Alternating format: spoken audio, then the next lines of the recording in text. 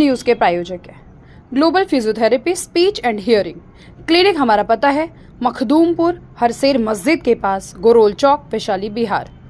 प्रत्येक रविवार को गूंगापन, गला, बहरापन, कान एवं अन्य स्वास्थ्य संबंधित सलाह निःशुल्क दी जाती है।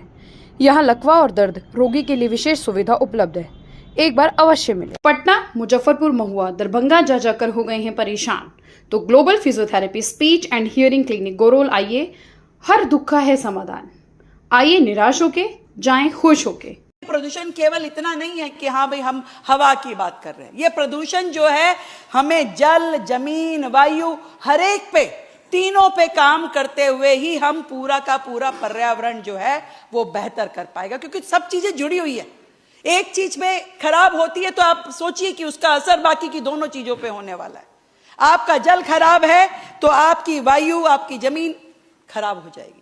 तो ये सारी चीजों पे काम करने की आवश्यकता थी, इसीलिए हमने अपनी वर्किंग में पूरी नीतियों के साथ में long term plan, short term plan, mid term plan बनाते हुए पहले दिन से ही काम शुरू किया। पहले दिन से ही प्राइवेट व्हीकल के लिए भी हमने ईवी पॉलिसी पे लगातार हमारी सरकार काम कर रही है। पर केवल सब्सिडी देना एक काम नहीं है, वो पूरा इंफ्रास्ट्रक्चर तैयार करना, वो यूज्ड बैटरीज का मैनेजमेंट क्या होगा, ये सारी चीजें हमें ध्यान करके ही हम ईवी पॉलिसी लेके आ सकते हैं। ट्रैफिक कंजेशन के जितने पॉइंट है उन सब पे काम किया। एक एक पॉइंट को ठीक करने के लिए लगातार सरकार लगी है, क्योंकि कंजेशन जो है सीधा सीधा पॉल्यूशन बढ़ाता है, इसलिए ट्रैफिक कंजेशन को रोकना निहायत ही जरूरी है। पहली बार हमारी सरकार आने के बाद दिल्ली में पहला बायोगैस प्लांट हमने नंगली सक्रावती में लगाया है, 200 टीपीडी का। किसी ने नहीं सोचा कि ई वेस्ट के लिए भी हमें कोई ना कोई प्लांट लगाना चाहिए। पहली बार सरकार ने इस पे विचार किया और अब हम होलंबी कला में यहाँ पे एक नया और पहला ई वेस्ट प्लांट लगाएंगे, जहाँ पे जो है इस तरह का हमारा ई वेस्ट जो है उसको हम प्रोसेस कर पाएंगे। 4200 हेक्टेयर जमीन को हमने अभी तक फॉरेस्ट नोटिफाइड किया है। दिल्ली को ये ग्रीन कवर मिलना अपने आप में बहुत बड़ी बात है, और ये रुकेगा नहीं। इसमें अभी और भी एरियाज को हम संभालते जा रहे हैं और धीरे धीरे और भी हम रिज एरिया को फॉरेस्ट एरिया में नोटिफाई करेंगे। नए मियावाकी जंगल बनाने की प्लानिंग, वर्टिकल प्लांटेशन, मेट्रो के पिलर पे, फ्लाईओवर्स के नीचे पिलर्स पे, ये लगातार काम चल रहा है। हॉर्टिकल्चर के टेंडर भी इस प्रकार से किए गए हैं कि पेड़ लगाना केवल वन टाइम काम नहीं किया आपने, ठेकेदार ने पेड़ लगाया और चला गया।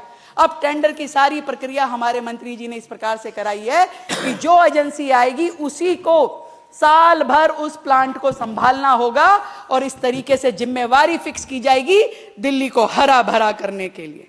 जितनी भी चीजें हमें लगता है कि पर्यावरण को बेहतर करने के लिए होनी चाहिए। इंडस्ट्रीज की बात आई कि दिल्ली में जो इंडस्ट्रीज जिसे हम पॉल्यूटिंग इंडस्ट्री कहते हैं वो नहीं होनी चाहिए। सरकार पूरी सख्ती से चल रही है। पहली बार सरकारों ने ये तय किया कि भाई इंडस्ट्रियल एरिया डेवलप करो ताकि ये फैक्ट्री वाले वहां जाएं।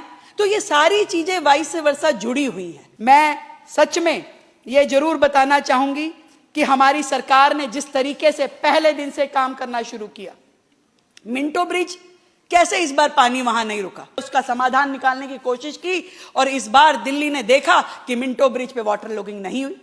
थर्मल पावर पे जिस तरीके से हमारी डिपेंडेंसी है उसको कम करने के लिए सोलर पे दिल्ली सरकार लगातार काम कर रही है। सोलर क्लीन एनर्जी का, ग्रीन एनर्जी का एक बहुत बड़ा माध्यम है जिसका उपयोग हमें करना होगा, और इसीलिए हम सरकार की ओर से एग्रीकल्चर लैंड पे भी सोलर प्लांट लग सके, इस स्कीम को हम लेकर के आए हैं ताकि ज्यादा से ज्यादा सोलर लगा करके दिल्ली को हम पावर कंजम्पशन उसकी कम कर सके।